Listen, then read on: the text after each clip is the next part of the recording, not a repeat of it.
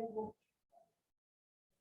Paramagnetism diamagnetic और ferromagnetic कटवा में याद ही नहीं होगी आपको साथ में यार सुबह मेरे का नहीं होगा तो केमिस्ट्री तो बेकार है हो जाएगी बहुत बेकार हो जाएगी।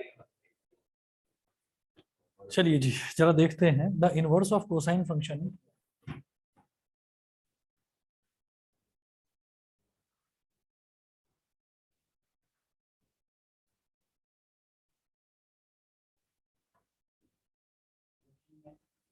क्वेश्चन ही तो लिख रहा हूं।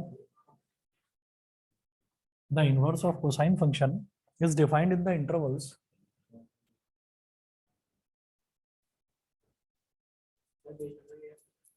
पहला ही क्वेश्चन है इसका, page number 25, page number 25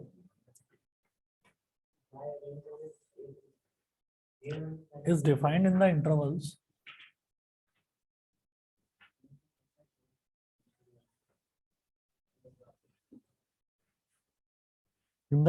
option A है -π,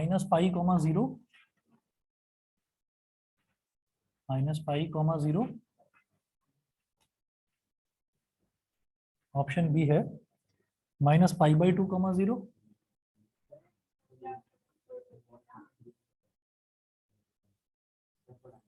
सर लीजिए कि कल क्लास ले लो। अच्छा परसों ले लूंगा, परसों लूंगा, इस बात को फैलाओ मत सब जगह। 0,5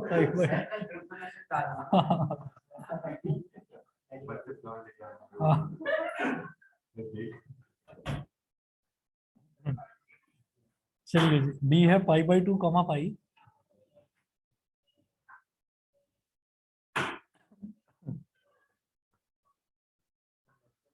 हो गया नहीं, बस हो गया तो थोड़ी देर का ही रहता है, बस प्यार मोहब्बत, उसके बाद लड़ाई शुरू हो।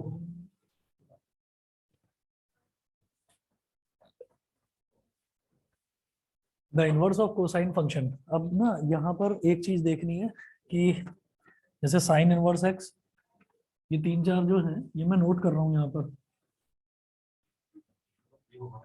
अभी बता रहा हूँ। जैसे साइन इनवर्स एक्स है तो साइन इनवर्स एक्स कहाँ कहाँ पर लाई करेगा। साइन इनवर्स एक्स, पहली चीज तो ये दिमाग में रख लेना कि ये जो हम यहाँ इनवर्स ट्रिग्नोमेट्रिक फंक्शन लिख रहे हैं ना, ये बेसिकली थीटा है, ये एंगल है। साइन इनवर्स एक्स एंगल ही तो होगा। जैसे जैसे sine theta is equal to, मान लीजिए 1/√2 है, तो हम इसको ये बोलेंगे कि sine theta is equal to sine 45 degree. ठीक है, तो यहां से हम ये कह देंगे कि theta is equal to 45 degree आ गया। और ये कैसे निकाला कि ये जो साइन है, साइन को उधर ले गए, तो थीटा इज इक्वल टू क्या हो गया, साइन इनवर्स ऑफ साइन 45। तो हाँ एक ही बात है, एक ही बात है। तो जब हम साइन इनवर्स समथिंग कुछ भी है तो वो एंगल है, तो कुल मिलाकर ये जो है ये एंगल है। ठीक, तो एंगल की मतलब एंगल कहां से कहां तक लाई करेगा, किस किस के बीच में लाई करेगा। हाँ, -π/2 से +π/2 के बीच में, जिसमें -π/2 और +π/2 दोनों इंक्लूडेड है। ऐसे ही cos इनवर्स x की बात करेंगे तो ये लाई करता है 0 से पाई के बीच में, और tan इनवर्स x है। डिफाइंड का मतलब ये है कि cos इनवर्स x जो है वो इन ये जो इसके और इसके बीच में जो एंगल्स है ना, 0 से पाई के बीच में जो एंगल है, इस पर इसकी वैल्यू अलग अलग आती जाएगी। फिर हम ये कहेंगे कि अगर पाई से बड़ा हमने कोई एंगल ले लिया, भाई 0 से 180 तक उसकी वैल्यू चेंज होती जाएगी। लेकिन अगर हम 180 के बाद में कोई वैल्यू लेते हैं तो तब भी उसकी वैल्यू चेंज होगी, लेकिन वो इसी का रिपीटिशन होगी, मतलब इसी के अंदर का रिपीट होता जाएगा। जैसे cos 0 भी 1 होता है, और फिर cos 2π भी 1 होता है, फिर cos 4π भी 1 होता है, इस तरह से। समझ गए? तो 0 से पाई तक तो मुझे अलग अलग वैल्यूज मिलेंगी, लेकिन उसके बाद जो वैल्यूज हैं वो उन्हीं वैल्यूज का रिपीटिशन है। कोई मतलब बार बार वही वैल्यू रिपीट होती रहती है। तो ये इसकी रेंज है। अब आप इनवैलिड है, अच्छा तो उसको कहो कि वेट करो बालक, अभी दूसरा भेजते हैं। नहीं ऐसे मत बोलना, ये ना ऐसे बोल। चलो जी ठीक है, अब जरा देखिए tan इनवर्स x जो है, tan इनवर्स x का भी रेंज यही है, लेकिन उसमें क्या है कि -π/2 और से +π/2 तक है, लेकिन दोनों स्मॉल ब्रैकेट्स हैं। ठीक है, उसके बाद देखिएगा, हाँ स्मॉल ब्रैकेट्स मतलब हमने लास्ट वाला इंक्लूड किया है। नहीं किया है, और स्क्वायर ब्रैकेट मतलब इंक्लूड करा है। स्क्वायर ब्रैकेट मतलब ये है कि वो उसने चारों तरफ से अच्छे से घेर लिया है। स्क्वायर ब्रैकेट जरा ढंग से उसको घेर रहा है ना, तो ढंग से घेर रहा है तो मतलब छोटे वाले को भी पकड़ लेगा और बड़े वाले को भी पकड़ लेगा। ठीक है, उसने चारों तरफ से घेर लिया है। और जो स्मॉल ब्रैकेट है ये बच्चा है, छोटा है, तो ये क्या कर रहा है कि ये शुरुआत वाले को और आखिरी वाले को नहीं पकड़ पा रहा है। याद रहेगा? ठीक है भाई, ऐसे जुगाड़ी काम आते हैं एग्जाम में। चलिए अगला देखिएगा, अगला है cosec inverse x. Cosec inverse x, cosec inverse x में होगा -π/2 से +π/2।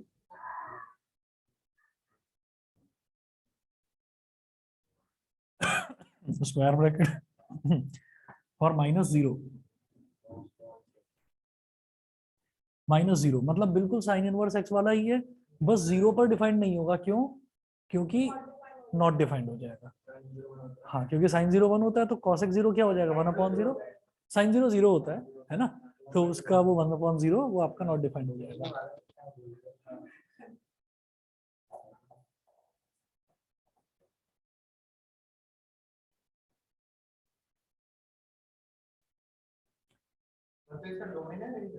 ये रेंज है। हाँ, ये कॉसेक इनवर्स की डोमेन क्यों होगा? रेंज होगा ना। ये कॉसेक इनवर्स एक्स की वैल्यू है, जो एक्स की वैल्यूज होंगी वो होती है डोमेन। हाँ, इन्हें मैं कर दिया, एडमिट कर दिया मैंने। समझ गए? अगर एक्स की वैल्यूज होती, अगर एक्स की वैल्यूज होती, सुन रहे हो भाई सृष्टि, एक्स की वैल्यूज होती तो वो डोमेन होता। ये तो इस कॉसेक इनवर्स एक्स की यानी कि एंगल की वैल्यू है, एंगल्स है ना ये, तो एंगल्स क्या हो गए? ये तो रेंज होगा। मतलब एक्स जो होता है, एक्स की वैल्यू क्या होगी? फॉर एग्जांपल आप ऐसे ही सोचो कि कॉसेक इनवर्स मैंने बोल दिया √3/2, कॉसेक इनवर्स √3/2, तो ये क्या हो जाएगा? 2/√3, सॉरी 2/√3 क्या हो जाएगा? 60, ये 60 डिग्री हो गया। तो कॉसेक इनवर्स एक्स करा तो क्या आया? एंगल आया ना, और वो एंगल ही मैं निकाल रहा हूँ, और ये इस पूरे की वैल्यू जो है, इस पूरे की वैल्यू है 60 डिग्री। इसका मतलब ये पूरा क्या है? ये वाई ही तो है, और जब एक्स की वैल्यू होती है तो वो डोमेन होता है। समझ गए? तो ये जितना भी है ये सब रेंज है। तो ये तो हमारा हो गया कॉसेक इनवर्स तक। कॉसेक इनवर्स एक्स के बाद आएगा sec inverse x. 0, close bracket, आगे बोलो। बिल्कुल सही, -π/2। ये कैसे पता चला? ये वही है, बिल्कुल सेम कॉस इनवर्स एक्स वाला ही है यहाँ पर। और -π/2 क्यों करा? क्योंकि cos π/2 0 होता है, तो उसका रेसिप्रोकल होता है sec, तो वो नॉट डिफाइंड हो जाएगा। ठीक। cot इनवर्स एक्स, ये याद रख लेना बस, 0 से पाई है और स्मॉल ब्रैकेट है। ठीक है, अब आ जाओ इस पर। अगर ये याद कर रखे हैं फिर इनमें कोई प्रॉब्लम नहीं आएगी। The inverse of cosine function is defined in the intervals, तो मुझे पता है इनवर्स ऑफ कोसाइन फंक्शन 0 से पाई के बीच में डिफाइंड है। 0 से पाई के बीच में डिफाइंड है, -π से 0 ना। देखो ऐसे कर लेते हैं, 0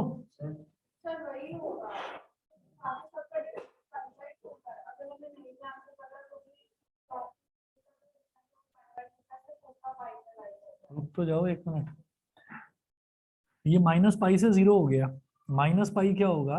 ये 0 है, ये 0 है, तो 0 से अगर हम ऐसे चले तो ये कहलाएगा 180 डिग्री, यानी कि पाई। अगर नीचे से चलेंगे तो ये -180 कहलाएगा। भाई नीचे से चलेंगे तो एंगल नेगेटिव होता चला जाएगा, ये हो गया -90 डिग्री और ये हो गया -180 डिग्री। ठीक है, तो -180 से 0, यही ठीक है, यही ठीक है। मैं तो ये तो पता लगा था कि -π है तो cos π भी -1 होता है तो -1 माइनस। नहीं समझे? क्योंकि देखो अगर हम 0 से पाई बोलेंगे 0 से पाई बोलेंगे तो हम यहाँ से यहाँ तक फर्स्ट और सेकंड क्वाड्रेंट पे लाई कर रहे हैं, और माइनस पाई से 0 जो है, माइनस पाई से 0 भी हमारा फर्स्ट और सेकंड क्वाड्रेंट ही तो है। माइनस पाई से 0 का मतलब क्या है कि मैं चलता तो एंटी क्लॉकवाइज हूँ, लेकिन ये उल्टा चलवा रहे हैं, ये क्लॉकवाइज चलवा रहे हैं, तो क्लॉकवाइज चलेंगे तो भी तो यही दोनों क्वाड्रेंट आएंगे, फर्स्ट और सेकंड। ये समझ गए कि नहीं, बता दो। हाँ वो भी है, वो भी है, पर वो नहीं, वो नहीं, हम कॉस इनवर्स की बात कर रहे हैं ना। हाँ कॉस तो माइनस को कंज्यूम कर जाएगा अपने अंदर, लेकिन जब कॉस इनवर्स माइनस एक्स की बात करते हैं तो वो होता है pi minus cos inverse x.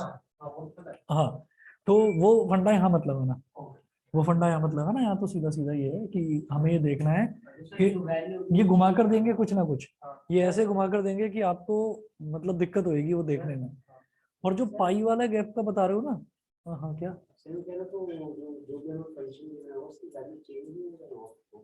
क्यों चेंज हो जाएगी? जब कॉस इनवर्स माइनस एक्स दे रखा है तो हम उसको बोलेंगे pi minus cos inverse x, ये बोलते हैं। हाँ ये बोलेंगे तो हमें cos इनवर्स x का वो पता है कि तो नेगेटिव तो हट गया ना, नेगेटिव को सॉल्व करने का तरीका है ये, नेगेटिव तो हट गया ना, आप नेगेटिव वैल्यू कैसे डालोगे एंगल की, उसको सॉल्व तो करना पड़ेगा ना, तो उसको सॉल्व पूरा नहीं करना है, सीधा सीधा pi minus cos inverse x लगाओ, हो गया। नहीं होगी चेंज, आंसर सही आएगा। हाँ वैल्यू चेंज हो गई, चलो ठीक है, पर जो हमें चाहिए वो हमें मिल जाएगा। यहाँ पे सिर्फ इन्होंने डिफाइन की बात करी तो यहाँ तो सही है, वैसे अगर कहीं यहाँ तो इन्होंने सिर्फ ये पूछा है कि आप उसकी रेंज बता दो कि वो कहाँ से कहाँ तक डिफाइंड है, बस ये पूछा है। तो वो माइनस पाई से 0 बोलो या 0 से प्लस पाई बोलो, बात एक ही है, फर्स्ट और सेकंड क्वाड्रेंट आ रहा है हमारा, ठीक है। और हाँ एक चीज और मैं बोल रहा था, वो जो 180 का डिफरेंस बता रहे थे ना, 180 का डिफरेंस ऐसे नहीं लेंगे हर एक में हम, क्योंकि 180 का डिफरेंस तो पाई बाई 2 से 3 पाई बाई 2 के बीच में भी है, तो इसमें लेकिन वो डिफाइंड नहीं होगा। अब एक बात बताओ, पोटेंशियल तो फिर इसमें भी है भाई, वो 0 से पाई बाई 2, 0 से पाई के थी।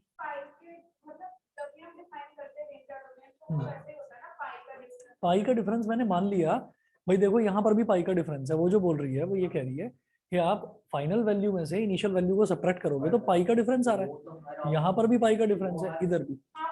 हाँ चलो ठीक है, लेकिन इस तरह से देख लेना, फिर कोई फिर होता सीआरडी में से, ठीक है, अगर ये नहीं होता तो। और उसमें भी ज्यादा सही आपका कौन सा होता, आपका सी सही होता, क्योंकि हम ये कहते हैं कि भाई वो 0 से पाई तक डिफाइंड होता है। अब इन ऑप्शंस में से बताओ कहाँ पर वो डिफाइंड है, तो फिर 0 से पाई बाई 2 के बीच में ही तो डिफाइंड होगा, क्योंकि ये फर्स्ट क्वाड्रेंट है, समझ गए कि नहीं। हम क्वाड्रेंट के हिसाब से सोचेंगे, और ये इनका रट्टा मारना है हमको, और इनका रट्टा कोई मुश्किल है नहीं भाई, साइन इनवर्स और टैन इनवर्स तो याद ही हो गया उसमें, तीन के सेम ही है, बस 3 और 3 के सेम ही सेम है, बस ब्रैकेट्स और उनका वो कर लिया ना, हिसाब लगाकर बिठा लिया ना दिमाग में, बस ठीक है। आप देखोगे तो 3 के माइनस, अरे मैं देख ही रहा हूँ, मैं देख ही रहा हूँ भाई। हाँ और कौन सा था, बस पूछो मत, कौन सा, अभी बता रहा हूँ, ठीक है ठीक है ठीक है।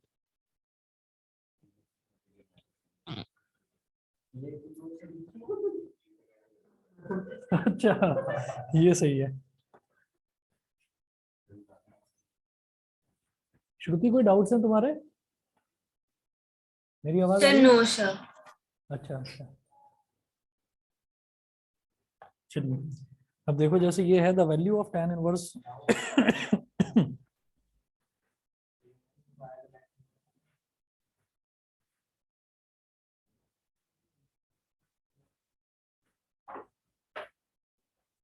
the value of tan inverse minus 1 in the interval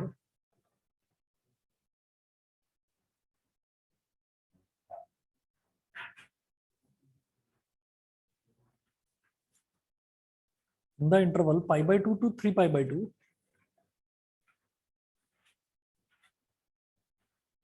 दो तीन साल पहले मतलब वो देखोगे ना, हाँ मतलब बच्चे रेफरेंस इस्तेमाल के पढ़े तो एनसीईआरटी अभी भी वही है, दुकान पर पढ़े, क्या हो नहीं गया? मैं ही पढ़ रहा हूँ एनसीईआरटी से, हाँ हाँ, तो एनसीईआरटी से ही पढ़ा जाता था। इस बार ये एमसीक्यूज का पैटर्न आ गया ना। सर मैंने मंगवाई थी तो उसमें मतलब ऐसा था कि 20 एमसीक्यूज पे कुछ 9 क्वेश्चन मैंने कहा नहीं उसकी लग नहीं गई, मैं वापस करवा के फिर इनसे समाधान मंगवा लिया। कुछ हुआ समाधान फिर? नहीं। tan इनवर्स -1 क्या होता है? Minus tan inverse 1, minus tan inverse 1 minus as it is, और tan इनवर्स 1 कितना होता है? π/4, माइनस π/4 आ गया। वो बोल रहे हैं the value of tan inverse -1 in the interval π/2 to 3π/2। तो π/2 और 3π/2 के बीच में मुझे वो वैल्यू बतानी है। अब जरा सोचना, ये इसको मैंने सॉल्व कर लिया, माइनस π/4 आ गया, ठीक है। और अगर और इसको ढंग से समझना है ना, तो इसको लिख दो -45 डिग्री, ये लिख दिया। अब मैं क्वाड्रेंट्स ड्रॉ कर लूंगा। चलो अभी देख रहा हूँ, ये हो गया 90 डिग्री, ये हो गया 0 डिग्री,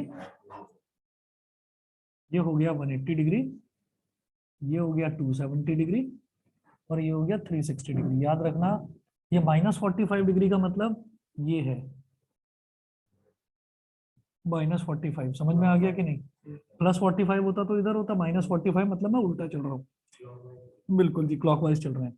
अच्छा, अब इस क्लॉकवाइज की अगर बात करी जाए, -45 अगर इसको देखा जाए, तो अगर अब क्योंकि मुझे ये जो एंगल्स हैं ये पॉजिटिव दे रखे हैं, तो इसका मतलब मैं इसको अगर एक्स एक्सिस से ऐसे मेजर करूंगा तो ये क्या होगा? ये हो जाएगा 360 -45। ये वाला एंगल कितना हो जाएगा भाई? इसको -45 बोल दो या 360 -45 बोल दो, एक ही बात है, ठीक है। तो हम ये कहेंगे कि ये थीटा इज इक्वल टू 360 -45 कितना? 315 डिग्री, ठीक है। और 315 डिग्री 90 डिग्री और 270 डिग्री के बीच में नहीं आता, 90 और 270 के बीच में नहीं आता है। तो क्या करें?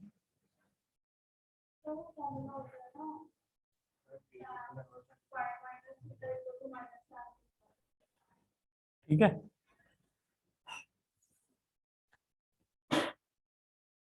हम्म,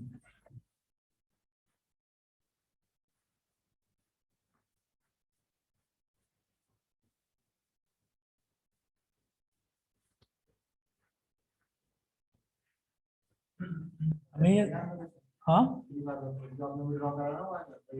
हाँ, आंसर वही है, वही तो बता रहा हूँ मैं आपको।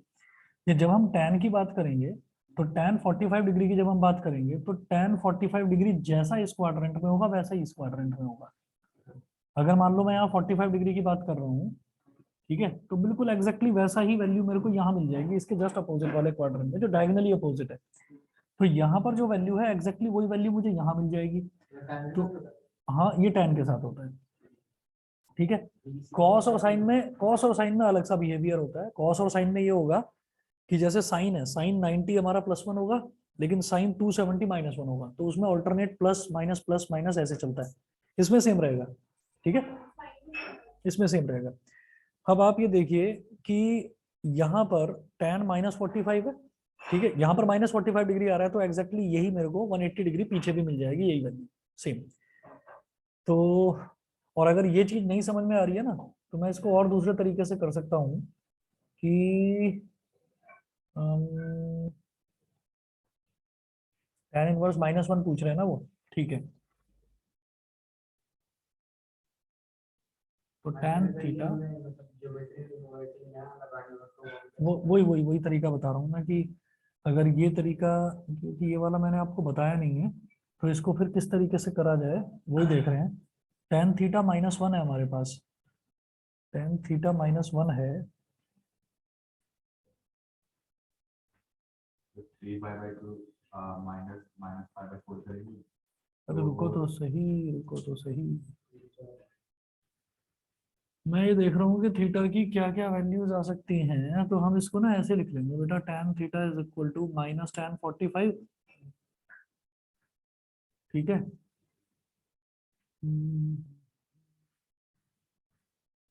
और tan theta is equal to, अच्छा इसको -tan45 भी लिखा जा सकता है या tan-45 भी लिखा जा सकता है। पहले ये देखते हैं, 5π/4 है, 3π/4। देखिए मैंने कहा माइनस तो एज इट इज रहा, और tan, अब मैं कुछ ऐसा करूंगा, कि वैल्यू -1 ही आए, और थीटा की, हाँ देख रहा हूँ अभी, नहीं -1, tan theta, tan inverse -1 calculate करना था, ठीक है, तो tan थीटा तो -1 होगा ना। अपने तो माइनस वन बाहर ले गया, अब तो tan का भी वन चाहिए। हाँ अब तो बना जाएगी, तो अब मैं 90 के इवन मल्टीपल्स चेक करता हूँ ताकि tan ही रहे, तो 90 × 2 प्लस 180 है, तो 180 में से प्लस तो नहीं करेंगे, माइनस ही करेंगे, तो माइनस कितना, 135, ठीक है। तो 90 × 2 में जब कुछ ऐड हो रहा है, तो 90 × 2 में जब कुछ ऐड हो रहा है तो हम कहाँ आ गए, थर्ड क्वाड्रेंट में। 90 × 2 में जब कुछ ऐड हो रहा है तो हम थर्ड क्वाड्रेंट में आ गए, भले ही ये नेगेटिव है उसको भूल जाओ जरा, तो हम आ तो गए लेकिन थर्ड क्वाड्रेंट में। 90 × 2 में जब कुछ ऐड हो रहा है थर्ड क्वाड्रेंट में, ऑल स्टूडेंट्स टेक, तो tan पॉजिटिव, ये tan थीटा है, ये माइनस है, ये प्लस आ गया, और जब इवन नंबर है तो tan का tan ही रहेगा, और ये -135, ठीक है। tan theta is equal to, tan minus theta क्या होता है, -tan थीटा, तो माइनस बाहर आ गया, तो ये आ गया हमारा प्लस का tan 135 डिग्री, ठीक है, और ये हमारा 3π/4 ही होता है, बस हो गया। और ये मैंने क्या देखा, ये देखा कि जैसे ये 3π/4 आ गया, तो 3π/4, अब मैं ये देख रहा हूँ कि ये 3π/4 हमारा π/2 और 3π/2 के बीच में लाई कर रहा है या नहीं कर रहा, कर रहा है, हो गया। अगर नहीं करता तो 90 × 4 अगर नहीं करता बिल्कुल सही, तो 90 × 4 पर चेक करते, फिर भी नहीं करता तो 90 × 6 पर, 90 × 2 या 90 × 4 ही हमारा काम बनवा देता है। बस हमें इवन मल्टीपल देखने होते हैं ये करने के लिए कि कैसे भी करके हमारा उस रेंज में लाई कर जाए जो रेंज पूछी गई है। और कोई हो ऐसा क्वेश्चन तो बताओ। और कोई करनी बहुत ये है, और ये भी इस तरीके के भी मुझे लगता नहीं कि वो पूछेंगे। ये वाला पूछा जा सकता है इससे पहले वाला, लेकिन ये, हाँ जी, कौन सा वाला, 17th का थर्ड या फिर फोर्थ या दोनों, चलो ठीक है। तो इसके लिए पूरा क्वेश्चन देखना पड़ेगा ना। हाँ कोई बात नहीं, तो वो केस एक बार,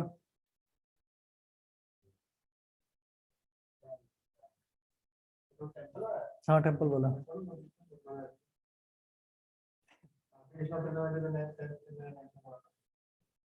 9th में नहीं 10th में।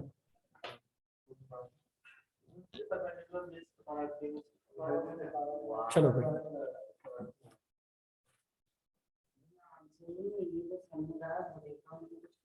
हाँ भाई, तो समझ गया, मैंने निकाल दिया था पिछली बार से, उनको समझा। वो कुछ भी करके तभी तो निकाला ना जब पहले से पता था कि आंसर ये है। हाँ भाई, यहाँ से देखने के बाद कुछ भी करके मैंने फिर तो कर ही देते हैं बस आंसर, वही प्रॉब्लम रहती है वहाँ। हाँ मैंने कर दिया, मैंने कर दिखाया। क्या आंसर की नहीं लगी। हाँ अच्छा, पेपर के बाद ही तो।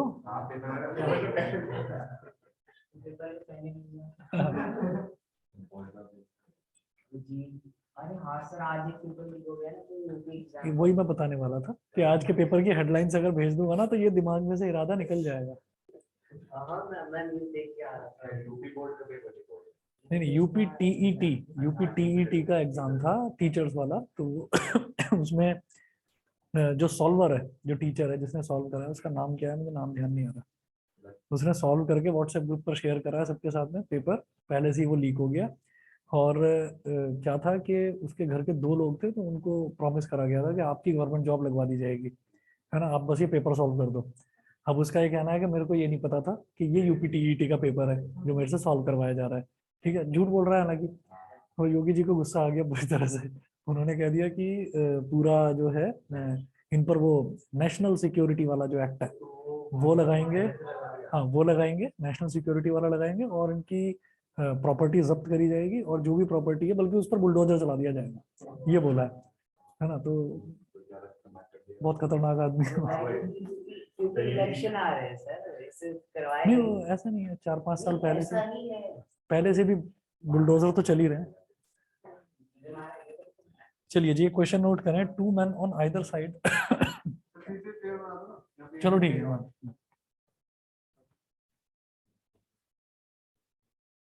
बीच में ये एक टेम्पल है,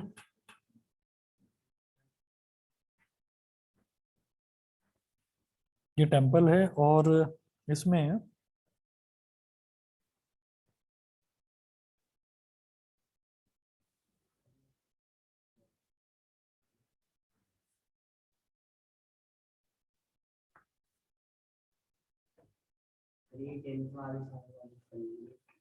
देख रहा हूँ, ये पॉइंट ए है, पॉइंट ए से एक बच्चा पॉइंट ए से देखता है टेम्पल के टॉप को, एंगल बनता है अल्फा।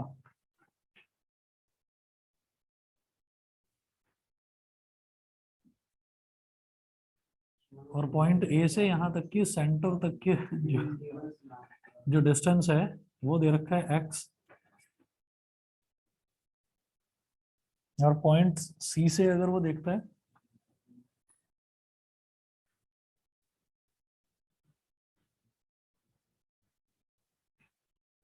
तो एंगल बनता है बीटा, और ये जो डिस्टेंस है ये डिस्टेंस है डी।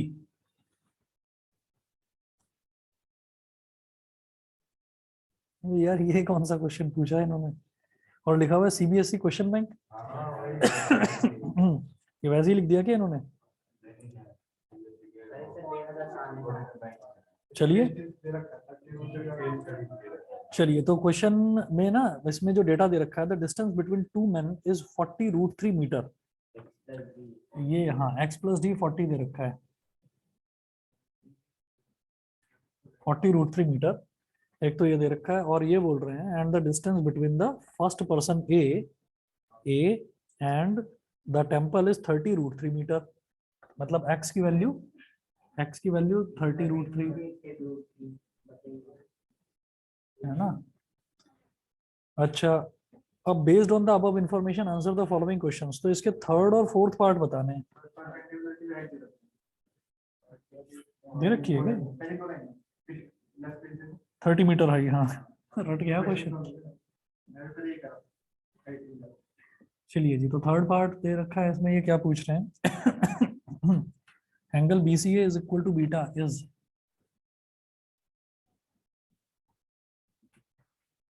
एंगल BCA, एक मिनट, बी किधर है इसमें, ये रहा, ये टॉप बी है, BCA is equal to beta, ये कितना होगा 30/10√3, ठीक है ना। लेकिन tan इनवर्स,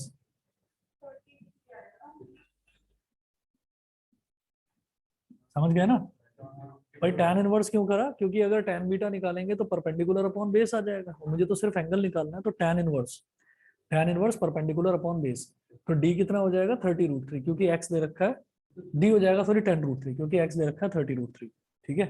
तो यहाँ पर ये हो गया 0 से 0, तो ये हो गया tan इनवर्स √3 बचा, यानी कि 60 डिग्री, 60 डिग्री हो गया, सही है। फोर्थ पार्ट एंगल ABC, समझ गए ना, ऊपर 3 था। हाँ जी, फोर्थ पार्ट में वो बोल रहे हैं कि एंगल ABC निकालना है, एंगल ABC, हाँ ये भी ठीक है। एंगल ABC ये वाला एंगल है भाई, एंगल ABC ये निकालना है। हम क्या करेंगे, हम अल्फा निकालेंगे यहाँ से। सर अल्फा इसके ऊपर वाले पार्ट में निकाला हो।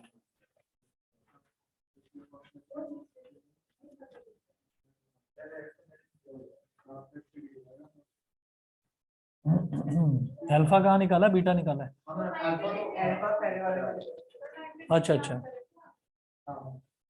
चलिए, तो अल्फा अल्फा क्या है यहाँ पर, वैसे ही देख लो, परपेंडिकुलर tan इनवर्स 30/30√3। अरे 30/10, 30/30√3, 1/√3 कितना हो गया, 30 डिग्री हो गया। अल्फा की वैल्यू 30 डिग्री, बीटा की वैल्यू 60 डिग्री, तो फिर एंगल एबीसी 90 डिग्री बचा। भाई ये 30 डिग्री हो गया, ये 60 डिग्री हो गया, तो अगर इस पूरे बड़े ट्रायंगल की बात करें 30 + 60 + x = 180 डिग्री। और कुछ है डाउट, बताओ। है तो बता दो। क्वेश्चन लाइक नहीं है, मतलब एओडी का मैक्सिमम ना समझ नहीं है। और आपका भी कुछ देखो पता है, हाँ मुझे मालूम है, बस करना क्या है, करना क्या है, घबराहट हो जाती है एओडी के क्वेश्चन करते हैं। नहीं हो रहे।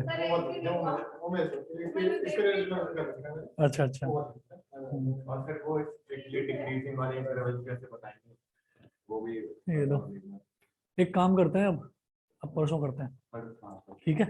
अब परसों करते हैं। तुम्हारा पेपर कब है, तुम्हारा एग्जाम कब है? मैथ्स का तो 6 तारीख को ही है, लेकिन अब कौन सा एग्जाम है? अब सीधा इंग्लिश ही है, और इंग्लिश के बाद सीधा मैथ्स है, ठीक है। तो कल का तो मैं ऑफ रखूंगा, कल का ऑफ रखूंगा, और परसों अगर 1 तारीख को आ सकते हो तो आ जाना।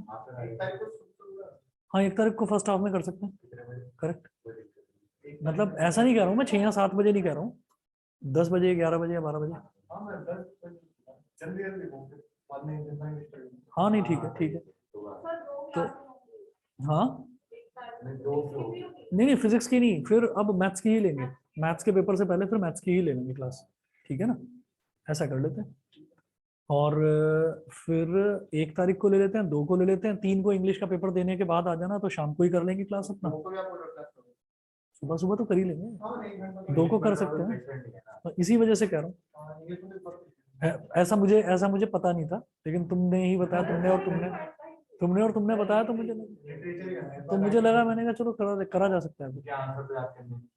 हाँ बस ठीक है, पहले मेरे को सिलेबस पढ़ा। चलिए ठीक है फिर, है ना। तो आज फिर इतना ही कर लेते हैं। हाँ कल एओडी करवा दूंगा मैं, कल नहीं सॉरी परसों, कल का तो। हाँ तुम कर लो, नहीं कल मेरे यहाँ बताओ, कल रहने दो। परसों आ जाना, परसों अगर आना चाहो, लगे ठीक, चलो ठीक है। चलिए जी फिर, श्रुति मीटिंग एंड कर रहा हूँ मैं।